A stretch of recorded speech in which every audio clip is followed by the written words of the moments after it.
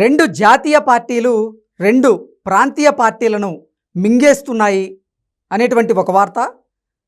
మరొక వార్తగా రెండు ప్రాంతీయ పార్టీలు రెండు జాతీయ పార్టీలలో కుదిరితే పొత్తు లేదంటే విలీనం కాబోతున్నాయి అనేటువంటి మరొక వార్త ఇప్పుడు సోషల్ మీడియాలో చక్కర్లు కొడుతున్న నేపథ్యంలో ఇంతకీ జాతీయ పార్టీలు రెండు ప్రాంతీయ పార్టీలను మింగేయబోతున్నాయా, లేదంటే రెండు ప్రాంతీయ పార్టీలు ఆ రెండు జాతీయ పార్టీలలో తమ పార్టీలను విలీనం చేయబోతున్నాయా అనే దాని మీద మనం విశ్లేషణ చేసుకునేటువంటి ప్రయత్నం చేద్దాం. ప్రస్తుతం మనతో పాటు ఉన్నారు ప్రముఖ రాజకీయ విశ్లేషకులు, ప్రముఖ సీనియర్ జర్నలిస్ట్ డివిఎస్ గారు. సార్తో మాట్లాడదాం. సార్ నమస్తే. సార్ నమస్తే. రెండు జాతీయ పార్టీలు రెండు ప్రాంతీయ పార్టీలను మింగేస్తాయి అని ఒక వార్త, లేదు ఆ రెండు ప్రాంతీయ పార్టీలే జాతీయ పార్టీలలో కుదిరితే పొత్తు పెట్టుకోబోతున్నాయి లేదంటే విలీనం చేయబోతున్నాయి అనేటువంటి వార్త మరొక వార్తగా సోషల్ మీడియాలో చక్కర్లు కొడుతూ ఉన్నాయి. సార్ ఇంతకీ ఏ ప్రాంతీయ పార్టీలు జాతీయ పార్టీలో విలీనం కాబోతున్నాయి, అసలు ఏం జరుగుతుంది అంటే ఏం చెప్తారు సార్? అంటే అది కూడా నాతో చెప్పిస్తావా? రెండు రాష్ట్రాలు, రెండు ప్రధాన ప్రాంతీయ పార్టీలు. ఏది ఆంధ్రప్రదేశ్లో వైఎస్ఆర్ కాంగ్రెస్, అక్కడ జాతీయ పార్టీ కాంగ్రెస్లో విలీనం అవుతుందా, పొత్తు పెట్టుకుంటుందా? లేదు ఇక్కడ తెలంగాణ, ఇక్కడ ప్రధాన ప్రాంతీయ పార్టీ బీఆర్ఎస్, అదే టీఆర్ఎస్ కాస్త బీఆర్ఎస్ అయింది, టీ ఎత్తుకుపోయారు, బీ పెట్టుకున్నారు. అది మరి బీజేపీలో విలీనం అవుతుందా, పొత్తు పెట్టుకుంటుందా? ఇవాళ ఈ పొత్తులైనా ఈ విలీనాలైనా అవసరాల ప్రాతిపదికన. అంటే ఇక్కడ అందరికీ ఒక చర్చనీయాంశంగా మారింది ఏంటంటే సార్, అందరికీ అర్థం కాంది ఇంతకీ ఆ రెండు ప్రాంతీయ పార్టీలు జాతీయ పార్టీలతో పొత్తు పెట్టుకునేందుకు ప్రయత్నం చేస్తున్నాయా, ఆ రెండు ప్రాంతీయ పార్టీలు జాతీయ పార్టీలో తమ పార్టీలను విలీనం చేసేందుకు ప్రయత్నం చేస్తున్నాయా, లేదంటే ఆ రెండు జాతీయ పార్టీలు ఏవైతే ఉన్నాయో అవి ఈ రెండు ప్రాంతీయ పార్టీలను మింగేయాలని చూస్తున్నాయా అంటే ఏం చెప్తారు? ఎంత ఇబ్బంది పెడుతున్నాడు. ఇప్పుడు విలీనమైన పొత్తైనా నేను ఇందాక చెప్పాను అవసరాల ప్రాతిపదికన. నువ్వు రిపీట్ చేస్తే నేను రిపీట్ చేయనండి.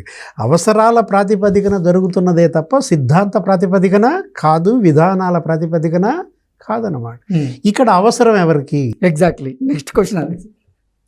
ఇక్కడ అవసరం జాతీయ పార్టీలదా, అవసరం ప్రాంతీయ పార్టీలదా? దాన్ని బట్టి ముఖం చాటేయటం. అవసరం ఉన్నాడేమో మరి సాగిల పట్టం, అవసరం లేనాడేమో తలదిప్పుకోవటం. ఇది జరుగుద్ది అనమాట. ఇప్పుడు వైఎస్ఆర్ కాంగ్రెస్ పార్టీ కాంగ్రెస్లో విలీనం, కాంగ్రెస్తో పొత్తు, ఆ దిశగా ఢిల్లీ వెళ్ళాడు జగన్మోహన్ రెడ్డి. జరగని హత్యలు జరిగినట్టుగా తీసుకెళ్ళి అక్కడ ఒక ఫోటో ఎగ్జిబిషన్ పెట్టాడు, ఒక 7-8 పార్టీలను పిలిపించుకున్నాడు. అది కూడా ఏ పార్టీలు? కాంగ్రెస్ సానుకూల పార్టీలు, కాంగ్రెస్తో పొత్తున్న పార్టీలను పిలుచుకున్నాడు. ఇండియా కూటమిలో ఉన్నటువంటి పార్టీలు ఎవరు వచ్చారు? అఖిలేష్ యాదవ్ సమాజ్వాదీ పార్టీ, సంజయ్ రౌత్ శివసేన, టీఎంసీ వాళ్ళు వచ్చారు, ఆప్ వాళ్ళు వచ్చారు, అన్నా డిఎంకే వాళ్ళు వచ్చారు, ముస్లిం లీగ్. వీళ్ళందరితో జగన్మోహన్ రెడ్డి అక్కడ ఒక షో, ఎక్కడ జంతర్ మంతర్లో ఢిల్లీలో. మొదటి అడుగు ఏ దిశగా? విలీనం దిశగానా, పొత్తు దిశగానా? తేల్చాల్సింది కాంగ్రెస్. చల్లకొచ్చి ముంచ దాస్తే ఎలా? నువ్వు వచ్చింది చల్ల కోసం, ముంత మరి చూపించాలి కదా. ముంత చూపిస్తే పోస్తారు వాళ్ళు చల్ల, లేకపోతే దేంట్లో పోస్తారు. ఇప్పుడు ముంత దాసేస్తే జగన్మోహన్ రెడ్డి వాళ్ళు ఏంటి ముంత దాయకూడదు. సోనియా గాంధీ వాళ్ళు నీకు చల్ల పోయటానికి సిద్ధంగా ఉందనుకో, ఆ ముందు తీసుకుపోయి పెట్టు, నీ ముంత పోస్తే పోస్తుంది, లేకపోతే తలుపు వేసుకుంటుంది. అది లేకుండా ఇతను ఏం చేస్తున్నాడు జగన్మోహన్ రెడ్డి? అంతా అతని స్టైలే అది. తనకేది కావాలో అది నేరుగా అడగడం, తను ఏ తలుపు తట్టాలో ఆ తలుపు తట్టడు. ఇవాళ జగన్మోహన్ రెడ్డి తట్టాల్సిన తలుపు ఎవరిది?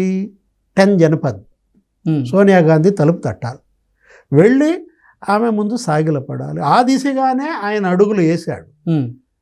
అడుగులు కూడా డొంక తిరుగుడే, ఏది చేసినా డొంక తిరుగుడే మనాడు.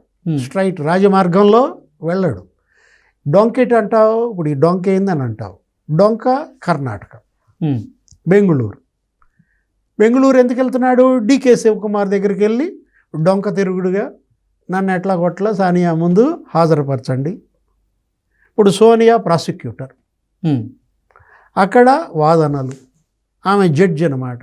దోషిగా బోన్లో ఎక్కించాలి ఎవరిని? జగన్మోహన్ రెడ్డిని.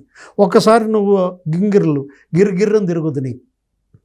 ఊహించుకో, ఏంటి సోనియా జడ్జి పాత్రలో, జగన్మోహన్ రెడ్డి బోన్లో కూర్చుని నిందితుడి పాత్రలోనా?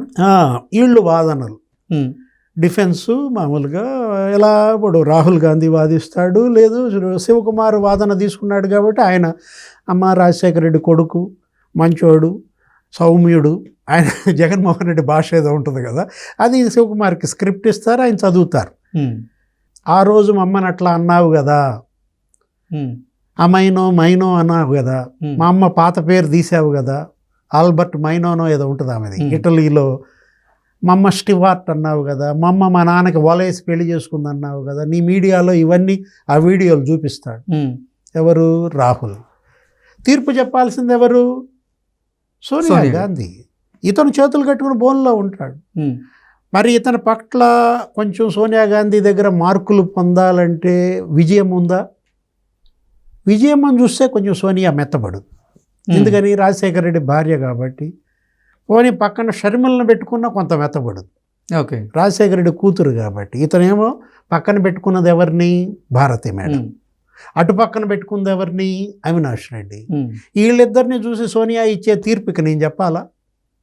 విలీనమా పొత్త అంటే అఖిలేష్ యాదవ్ పైన బాధ్యత ఉంది. ఆ బాధ్యత డీకే శివకుమార్కి అప్పచెప్పాడు. ఇప్పుడు డీకే శివకుమార్, అఖిలేష్ యాదవ్ వీళ్ళిద్దరూ జగన్మోహన్ రెడ్డిని విలీనం వైపు నడిపిస్తారా, పొత్తు వైపు నడిపిస్తారా? మరోవైపు ఏం జరుగుతుంది? ఆంధ్రప్రదేశ్లో వలసలు పెరిగాయి, ఉన్నాళ్ళు కూడా పోయేటట్టున్నారు. ఇప్పటికే అనేక మంది వెళ్ళిపోయారు.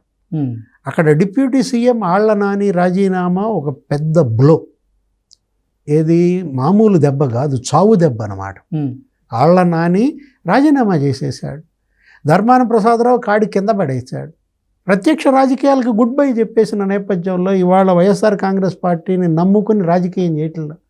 అందరూ వెళ్ళిపోతున్న నేపథ్యంలో ఆయనకేంటి ఇంకా ఆప్షన్? పొత్తుతో వెళ్తే కుదరదు. శాశ్వత పరిష్కారం విలీనం. విలీనం దిశగా కాంగ్రెస్ మరి సిగ్నల్స్ లేవు. షర్మిలకు న్యాయం జరగాలి, అప్పుడే జగన్తో విలీనం. సునీతకు న్యాయం జరగాలి, అప్పుడే జగన్తో విలీనం. కొన్ని షరతులను సోనియా అతను ముందు పెడుతుంది. ఆ షరతులు ఏంటి అని అడుగుతావు. నేనేం చెప్తాను? ఆ షరతులు ఏంటంటే, బహుశా షర్మిలకి మీరు ఇచ్చే వాటా ఏంటి? ఆస్తుల్లో వాటా, లేకపోతే పదవుల్లో వాటా. నెక్స్ట్ సునీతకు చేసే న్యాయం ఏంటి? నువ్వు భారతీయ మేడంని నీ లెఫ్ట్ తీసేయి, ఆమెను ఇంట్లోకి వెళ్ళమను, అక్కడ షర్మిలను పెట్టుకో. రైట్ అవినాష్ని తప్పించు, అక్కడ విజయమ్మని సునీతని పెట్టుకో. ఇట్లా కొన్ని షరతులు వాళ్ళు ఏదో పెడితే అప్పుడు విలీనం వైపు అటు నడుస్తుంది. సరే, అది ఆ చరిత్ర. ఇంకా ఇక్కడికి వద్దాం. ఎక్కడ? తెలంగాణ. తెలంగాణలో కూడా సేమ్ ఎపిసోడ్. అక్కడ మాజీ ముఖ్యమంత్రే, ఇక్కడ మాజీ ముఖ్యమంత్రి. అది 5 ఏళ్ళు అధికారం ఎలగబెడితే ఇది 10 ఏళ్ళు అధికారం ఎలగబెట్టిన పార్టీ. ఇది పోరాట పార్టీ. ఏది? బీఆర్ఎస్. 10 ఏళ్ళు మరి సీఎం అంటే మాటలా? ఇదేమో కుటుంబ పాలన, అవినీతి పాలన. అనేక ముద్రలు పడ్డాయి దీనిపైన. ప్రజలు నేలకేసి కొట్టారు. 4 నెలల్లో నీకు 20% ఓట్ బ్యాంక్ పోయింది. ఒక ప్రాంతీయ పార్టీ 4 నెలల్లో 20% ఓట్ బ్యాంక్ కోల్పోయిందంటే ఇక అది బతికే పనే లేదు. ఇక అది నువ్వు ఐసీయూలో ఉన్నట్లెక్క. ఈ పరిస్థితుల్లో ఇక వీళ్ళకి ఆల్టర్నేటివ్ లేదు. అంటే వెంటిలేషన్ మీద ఉన్న పార్టీ అంటారా? ఇక నీకు పొత్తు లాభం లేదు. నీకు పొత్తు ఎప్పుడు? ఆక్సిజన్ పెడితే బతికితే పొత్తు. ఇక ఇప్పుడున్నది ఒకే ఒక ప్రత్యామ్నాయం, విలీనం. అసలు ఈ పొత్తు అయినా విలీనమైనా బీజేపీ అడుగుతోందా? వీళ్ళని పొత్తులోకి పిలిచినా విలీనం వచ్చినా ఇప్పుడు ఉన్న 8 ఎంపీ సీట్లు పోతాయి. ఏది? ఇవాళ బీఆర్ఎస్ కోసం మరి బీజేపీ బలపడుతోంది. తెలంగాణలో విస్తరించింది, సగం వచ్చేసింది. ఇప్పటికే ఉన్న 17 ఎంపీ సీట్లలో 8 కొట్టింది. రేపో మాపో మొత్తం కొడతామంటున్న నేపథ్యంలో తెచ్చుకుని వీళ్ళని నెత్తి మీద పెట్టుకుంటే వీళ్ళేగా మరి కుటుంబ పాలన అని నిందలేసింది. ఇప్పుడు వీళ్ళల్లో కలిస్తే విలీనం చేస్తే నిర్మాణ వచ్చే 4 సీట్లు కూడా పోతాయి అంటారు. నిర్మాత ఉతికేసినట్టేనా?